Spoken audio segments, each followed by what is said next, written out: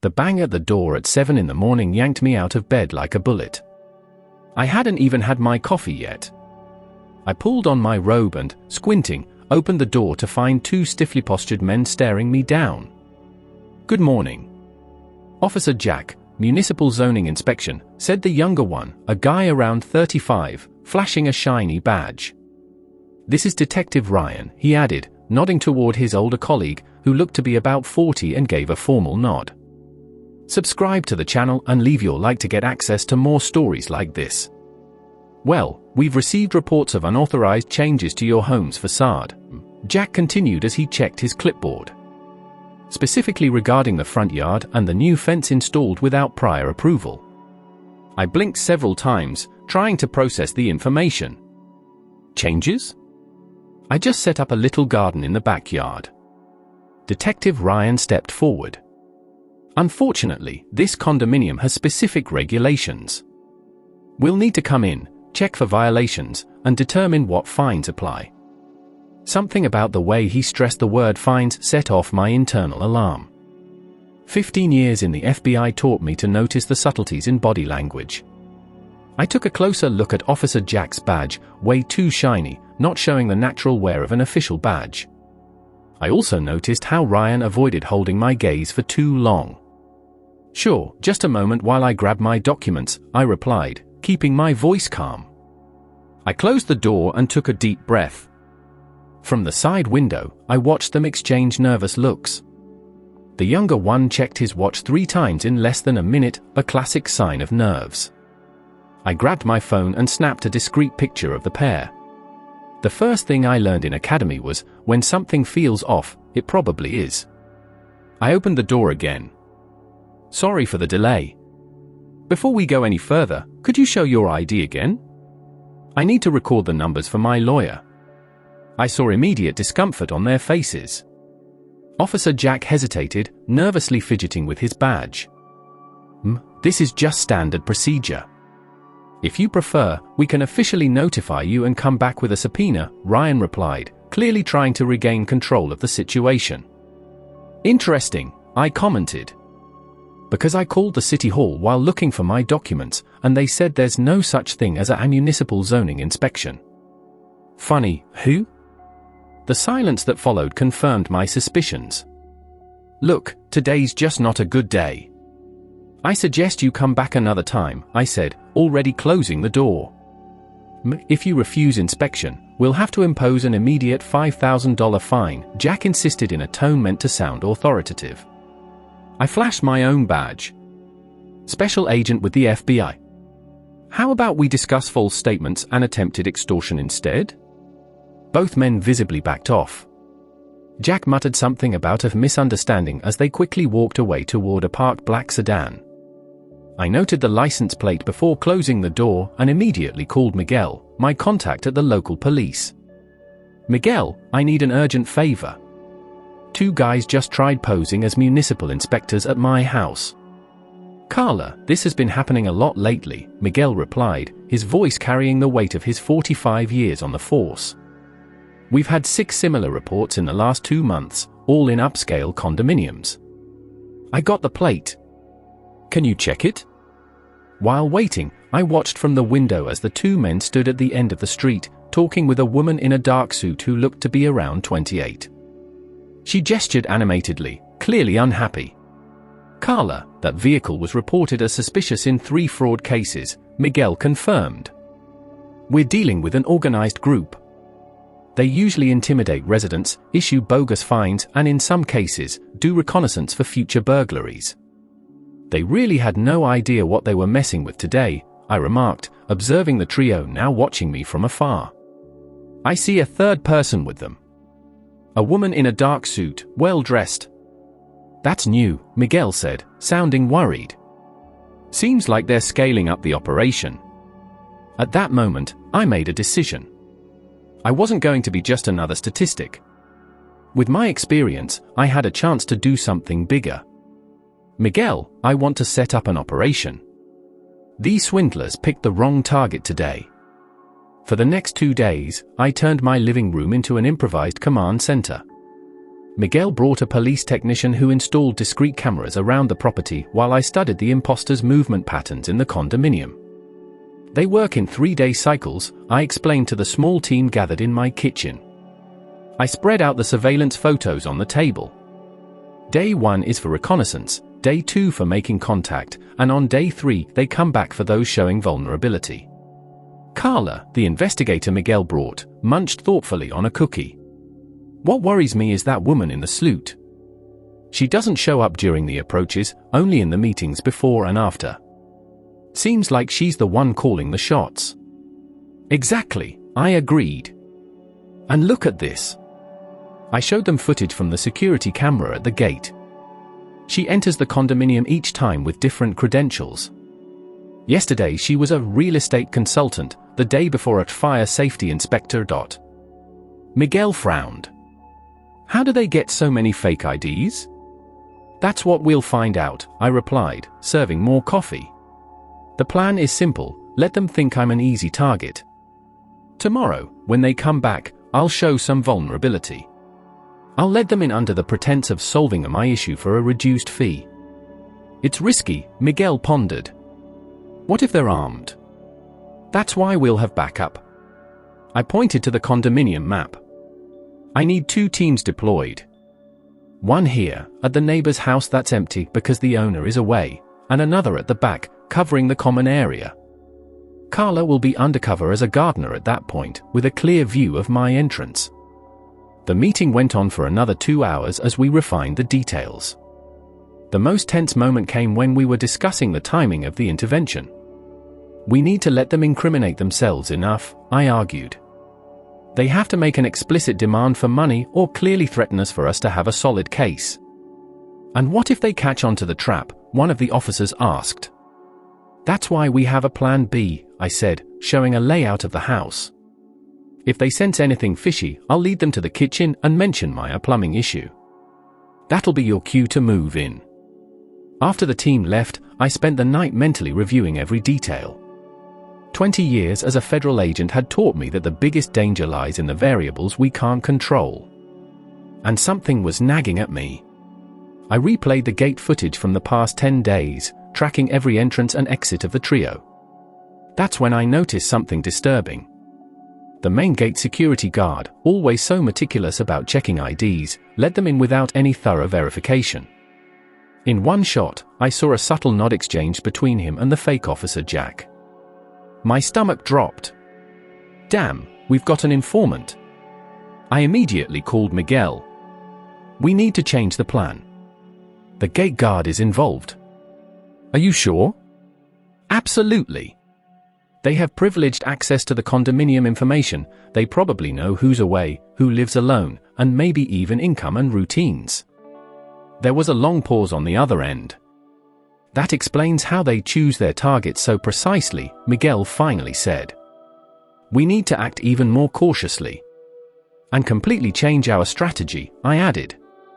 If the guard is in on it, any suspicious move on our part will be reported to him. In the early hours of the next morning, I reworked the whole plan. Instead of using my house as bait, we decided to mount the operation at the model home in the condominium, which is shown to prospective buyers. With help from the building manager, after thoroughly checking his background, we secured exclusive access for 48 hours. The approach has to change, I explained to the team gathered in the underground garage, away from prying eyes. They initially picked my house, but after I showed up and demonstrated some know-how, they probably dismissed me as a target. So how do we lure them in? Asked Carla. I smiled, displaying a fake business card. I'm going to pose as a security consultant hired by the management to investigate reports of suspicious inspectors. That should stir the hornet's nest. The new strategy was risky. If I got too close, I might scare them off. But if I stayed too distant, they might just avoid the condominium for a few weeks. We needed balance. At 10 a.m., I parked near the gate and approached the security guard. I introduced myself as the security consultant, flashing fake credentials that looked just as convincing as theirs. I need to check the visitor logs for the last 2 weeks, I said authoritatively. We've had reports of people posing as officials. The guard, Roger, according to his badge, kept his cool, though I noticed a slight tremor in his hand as he flipped through the visitor book. "Here you go." "Anything specific I should know?" "Just standard procedure," I replied vaguely, snapping photos of the pages. "Make sure you stay alert for anyone claiming to be from municipal agencies." As I left, I deliberately walked to the model home, making sure I was seen carrying a folder of documents. Miguel was monitoring the street cameras. Roger made 3 calls in the past 5 minutes, he reported over the discreet radio in my ear. The last one lasted less than 30 seconds. Looks like our bait worked. In less than 2 hours, the woman in the suit showed up at the model home's entrance. This time, she sported a badge identifying her as Andrea Thompson, risk assessor. I opened the door even before the doorbell rang. "Can I help you?" I asked, feigning surprise. She smiled professionally. "Good morning. I'm with the condominium's insurance. I heard you're investigating possible fraud." "Please, come in," I invited, watching as her eyes quickly swept the surroundings, probably checking for cameras or other agents. The conversation started off casual, with Andrea pretending genuine concern about the condominium's security.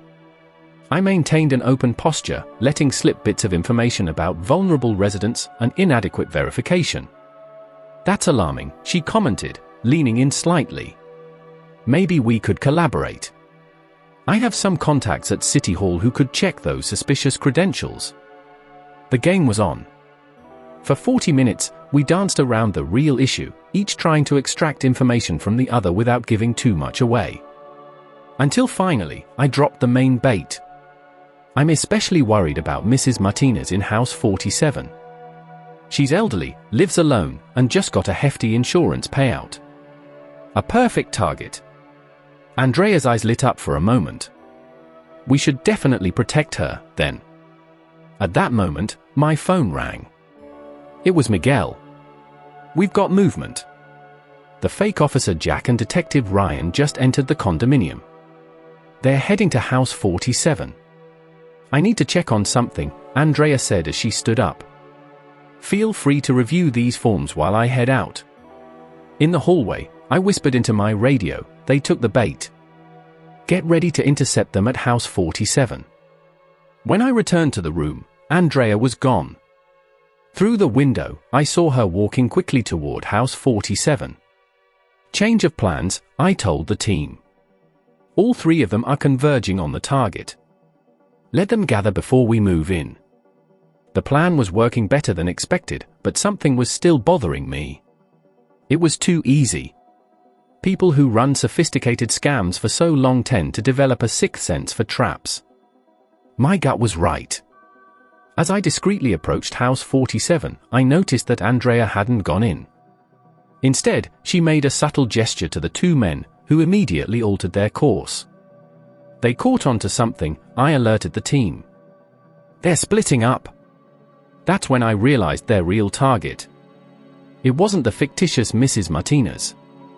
It was the model home, where I deliberately left my folder marked confidential documents about the investigation. "They're heading back to the model home." I shouted into the radio. "Team A, get back to the model home immediately. Team B, hold your positions, they might split up." I ordered as I dashed back while keeping a safe distance so as not to be seen. Over the radio, Miguel confirmed, "The 3 of them are moving quickly. The woman is leading, and the 2 guys are about 20 meters behind her, keeping different distances apart." A contingency plan started forming in my mind. "Carla, can you get there before they do?" "Affirmative. I'm 2 minutes away from the model home." "Enter through the back. There's an unlocked laundry window. Grab the folder off the coffee table and leave only the first few pages with dummy information." Adrenaline was surging through my veins as I watched Andrea nearing the model home. She paused briefly, scanning the area before stepping inside, classic behavior for someone checking if they were being tailed. The 2 men slowed down, staying about half a block away, clearly acting as lookouts. "I'm in," Carla whispered. "Folder swapped. But I can't get out without being seen." Stay hidden. When they come in, Miguel will cause a distraction in the front yard. Use that moment to slip out the back door.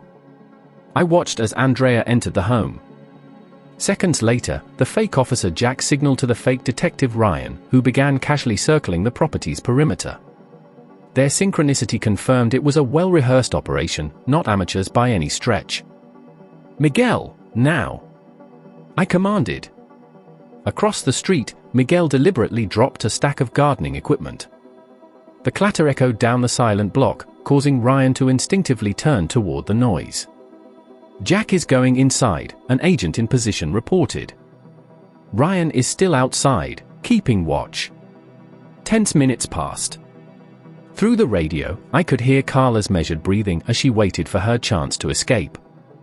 Andrea's photographing the documents, another agent monitoring via our hidden cameras informed me. Jack is searching the house for more intel. It was the moment we'd been waiting for.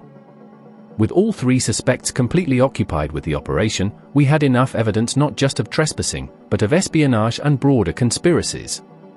"All teams, get ready to intercept in 3 minutes," I ordered. "I want Andrea and Jack secured inside the house. Miguel, your team handles Ryan outside." "Attention!" Carla's urgent voice cut through the radio. "Jack found the monitoring equipment in the study. They know." My stomach dropped. "Abort the wait! All teams, move in now." What followed was a controlled chaos. Ryan, noticing sudden movement from officers emerging from their hiding spots, tried to run but was swiftly intercepted by Miguel and 2 officers. Inside, I heard shouts and the distinct sound of furniture being knocked over. "Andrea's trying to leave through the back," yelled Carla. Intercepting, I replied as I rushed into the backyard. I arrived in time to see Andrea leaping over the ornamental fence. Our eyes met for a moment, hers full of calculated fury, mine resolute. I began chasing her, feeling the familiar surge of adrenaline as I vaulted over the same fence. Andrea was fast and clearly well-trained, but I had the advantage of knowing the terrain. When she turned left to cut through the community garden, I anticipated her move. "Team C, she's heading for the east exit. Block the gate," I ordered between heavy breaths. I saw Andrea realize she was cornered. She abruptly changed direction and headed for a construction site.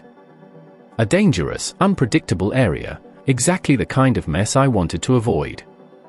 "She's gone into the construction area at House 29, I reported, slowing down as I approached the unfinished structure. "We need to contain all the possible exits." "Copy that." "Teams are in position," Miguel responded. I moved cautiously, my weapon drawn, navigating through the half-built corridors. The silence was only broken by occasional creaks of wood and the distant sound of approaching sirens. "Andrea," I called firmly, "there's no way out. The building is surrounded." A noise to my right made me spin around quickly. It was just a top fluttering in the breeze. The real threat came from behind. A piece of wood struck my back, making me lurch forward, nearly losing my balance. Andrea emerged from the shadows, holding a broken board as a makeshift weapon.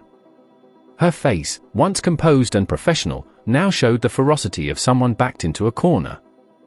"You have no idea who you're dealing with," she hissed as she lunged again.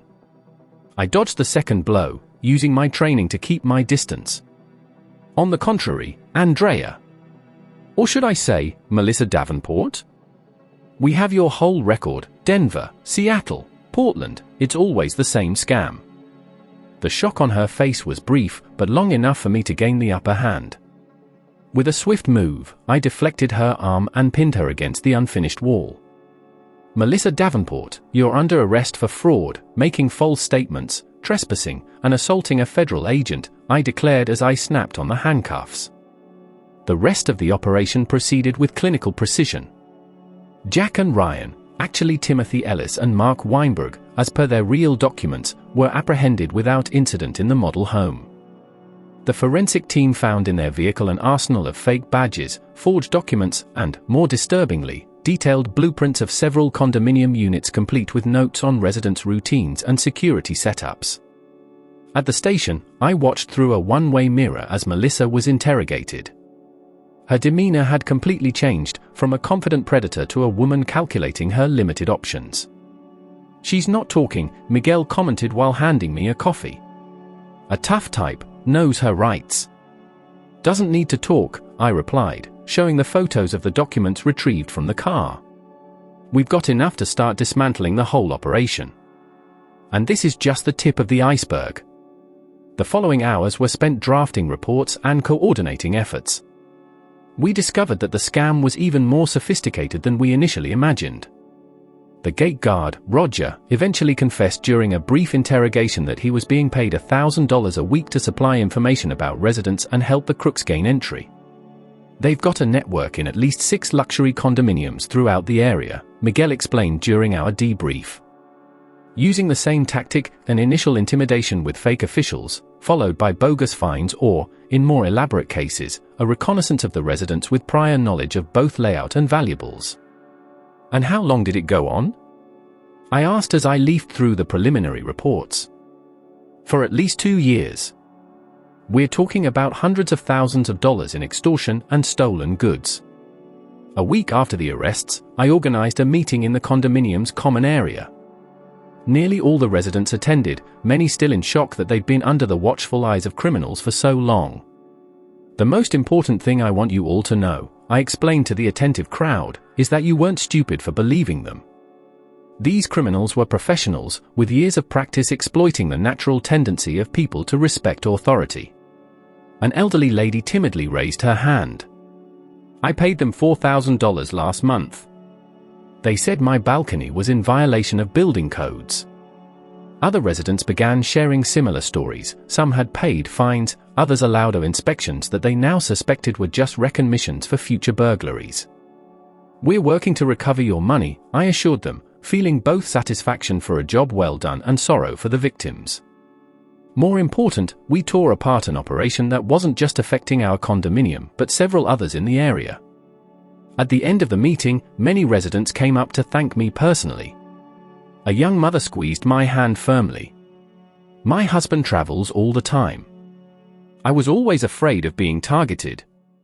Thank you for making us feel safe again." That night, sitting on my porch with a glass of wine, I reflected on the week's events. In my years as a federal agent, I'd worked on much larger cases: international smuggling, corporate fraud, violent crimes.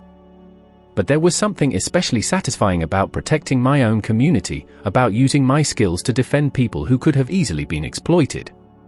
My phone buzzed with a message from Miguel: "We just caught 2 more associates trying to break into Melissa's apartment. This network is bigger than we thought." I smiled at the glowing screen. The battle was far from over, but we'd taken the first step in dismantling a scam that thrived on the shadow of people's trust. In a world where appearances often deceive, constant vigilance and questioning are our best defenses, lessons I hope my neighbors carry with them from now on. The next day, I'd head back to the office to continue the broader investigation. But for now, as I sat under the starry sky above my a little safer condominium, I allowed myself to savor the victory. Subscribe to the channel and leave your like to get access to more stories like this.